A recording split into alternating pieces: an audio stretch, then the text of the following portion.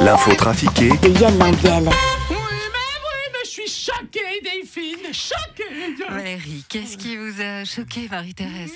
Je pensais que j'étais la seule femme à faire du spectacle avec des habits flashy, en dansant et en chantant, mais j'ai vu passer une vidéo qui montrait une femme avec un manteau rouge, pétant, qui dansait, qui chantait comme moi. Mais vous vous rendez compte, Germaine? Moi qui fête mes 30 ans de carrière, sans concurrence, voilà qu'une autre femme veut prendre ma place. Et en plus, elle a l'air acariâtre, pas très sympathique, et avec une coupe de cheveux et des habits improbables. Ma carrière est finie, Joséphine. On va m'oublier. Ma déchéance artistique arrive à grands pas, Olivia. Non, mais c'est rien, Marie-Thérèse. C'est pas une concurrente.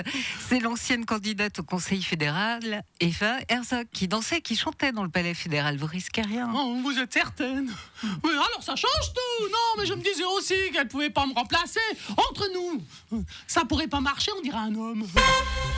Aujourd'hui, c'est la journée mondiale du chasselas. Oui, effectivement, j'entends la journée mondiale du chasselas. Vous savez, Madame Augier, que j'étais vigneron avant d'être conseiller fédéral. Oui, on sait, Monsieur Parmelin. Oui, la journée mondiale du chasselas, c'est un peu ma journée à moi.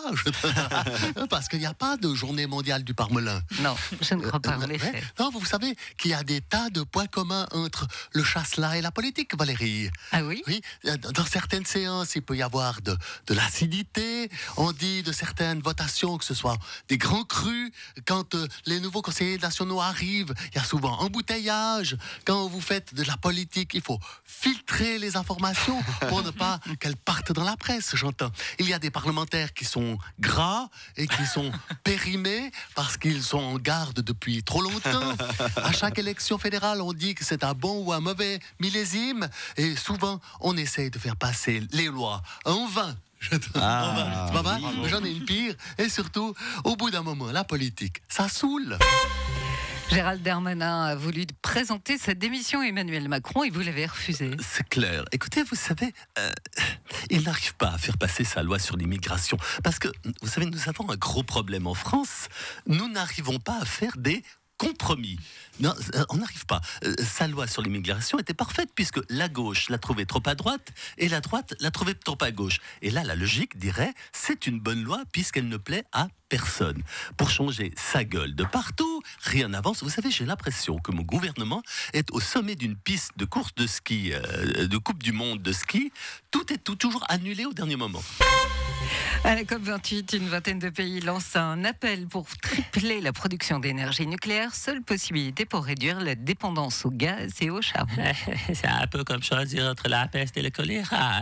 Vous ne voulez pas entendre parler de nouvelles centrales nucléaires, Monsieur Brella? Alors déjà que le peuple a voté à accepter à 58% la loi sur l'énergie qui interdit de construire de nouvelles centrales nucléaires en Suisse. Ensuite, même si on en construisait une, Valérie, elle pourrait pas être prête avant une vingtaine d'années. On en serait à la presque 50e COP machin où on n'aurait toujours pas décidé de faire quelque chose de concret pour la planète. On fera toujours les mêmes promesses, mais avec d'autres dirigeants du monde, parce que les nôtres de maintenant, ils seront déjà tous morts.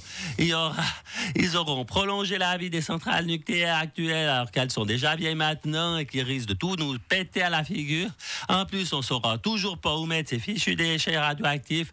Mais bon, heureusement, notre ministre de l'énergie n'est pas UDC pro-nucléaire. Ah, si. Le chanteur du groupe Pogo est décédé hier. Hommage d'Ignacio Cassis qui a peur pour sa réélection de mercredi. Ah oui, mais c'est vrai parce que...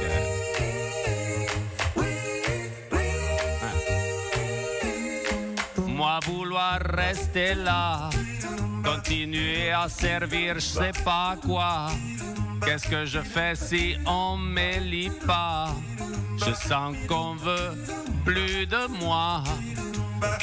Je le jure, j'irai plus à Bruxelles si des accords j'en ai pas. Moi vouloir rester là, sauf si j'ai pas assez de poids.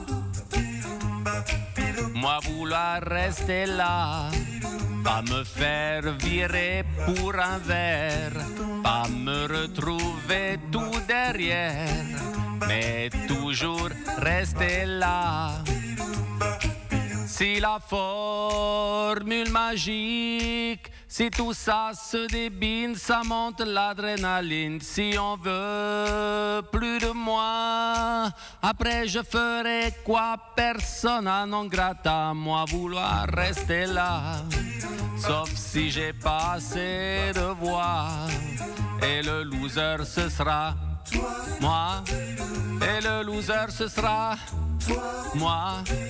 Et le loser ce sera moi.